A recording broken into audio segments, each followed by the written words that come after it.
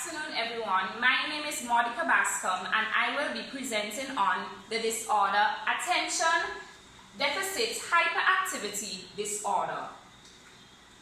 At the end of this presentation, you will be enlightened about ADHD or Attention Hyperactivity Disorder. What is Attention Deficit Hyperactivity Disorder? ADHD is a prevalent neurological disorder in children in which they are overly active, have difficulty paying attention, display impulsive behaviors, or possess all three traits. Here we can see a diagram of a child with a normal brain and one with a child with ADHD for overactivity. Characteristics of ADHD. These children possess the following: inattention, hyperactivity, or impulsivity. Inattentive children are easily distracted, have trouble following directions, have organizational problems, forget things, and have difficulty listening when spoken to. Here we can see a child is distracted by his socks rather than doing his work. Hyperactive children constantly fidget when sitting, talk excessively, have difficulty sitting still, and run or climb inappropriately. Impulsive children act out without thinking. You might ask them a question and they jump and answer without even thinking about it. They have trouble waiting on their turn. For example, you might say to line up and this child will run to the front of the line. These children interrupt others. For example, I might be having a conversation and this child would run and blurt out whatever he or she has to say. They intrude on others. They guess rather than taking time to complete tasks. For example, in class, this child would quickly complete his math sum rather than using his beats or his counters to arrive at a correct answer. And these children angrily outburst and have tantrums. In St. Vincent and the Grenadines, I found difficulty in finding research on the prevalence of ADHD. Therefore, I found this in Jamaica. Dr. Pottinger conducted a case study in rural and urban schools on 243 students to determine the prevalence of ADHD in Jamaica. The students were ages 4 to 15 years old, and the results revealed that 19.6% of these children displayed symptoms of ADHD, and the other 3% were diagnosed with ADHD. Additional information revealed that boys were more hyperactive, impulsive, and children with ADHD came from homes where families were abusive, and these children suffered from these abuse verbally and physically.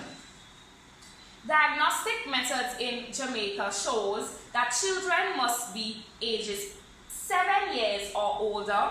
The characteristics must be out of their developmental milestones. For example, it is expected that a child that is 2 years old should run. Therefore, this child would not be diagnosed with ADHD.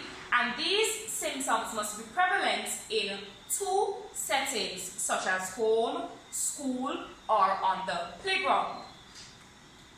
How is ADHD diagnosed globally?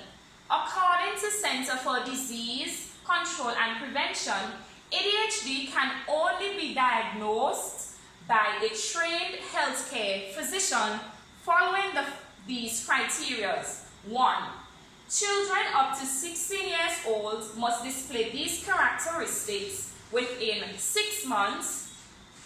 Actions not in keeping with their developmental milestones, as I explained before, and these characteristics are present in numerous settings. Characteristics affect and make the child's life difficult. For example, he's unable to function in school, he might receive low grades in school, and possesses disruptive behavior at home or school. And these characteristics cannot be explained by any other disorders. And physical and neurological examinations must be done. Considering these global criteria, it can be seen that Jamaica follows similar criteria. Diagnosis. Based on children's characteristics, their diagnosis will be classified as predominantly inattentive ADHD. This is where they only have inattentive traits, or they would possess predominantly hyperactivity, impulsivity. This is where they have more hyperactive and impulsive traits rather than inattentive, or combined ADHD, where they have predominantly inattentive and they are predominantly hyperactive and impulsive. Early intervention. According to Santrac, an environment that is structured is imperative for preschoolers who are diagnosed with ADHD. This type of environment is beneficial because it gives time to facilitate children's behavior. Additionally, there is success in limited interference on students' work because physical activities are abundant for children, so it allows them to work off their natural energy. Additional time is given to children to gather their thoughts, so they won't outburst their answers. Students are seated close to their caregivers so that they would be monitored and will be able to pay attention, and opportunities given to children to calm down and take deep breaths before they answer. Another intervention is behavior therapy. This is an effective early intervention strategy for preschool age children, as it offers benefits such as reduction in unwanted behaviors because they receive rewards for good behavior, promotion of positive behavior, increased self-esteem, and improved self-control. Long-term effects of early intervention. Early intervention has effective long-term effects on children. For example, studies show that children who display early signs of ADHD and have family history of diagnosed ADHD, when early intervention is administered, the odds of these children being diagnosed with ADHD is minimal.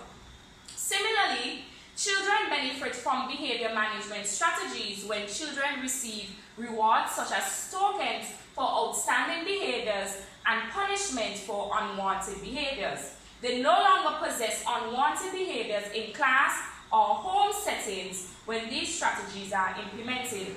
And finally, there was an increase in children's self-confidence and their self-esteem were intact. These children no longer saw the need to outburst and answer questions and seek attention. Recommendations for parents.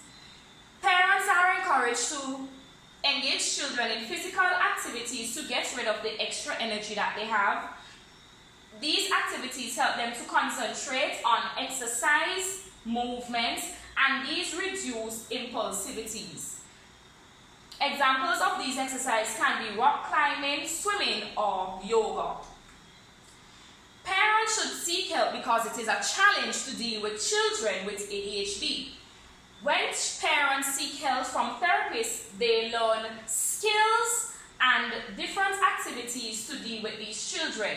They learn to communicate positively with their children, learn to give feedback, learn to give constructive criticism, and establish rewards.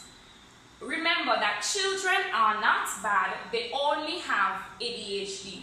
The end. And these are my references. Thank you.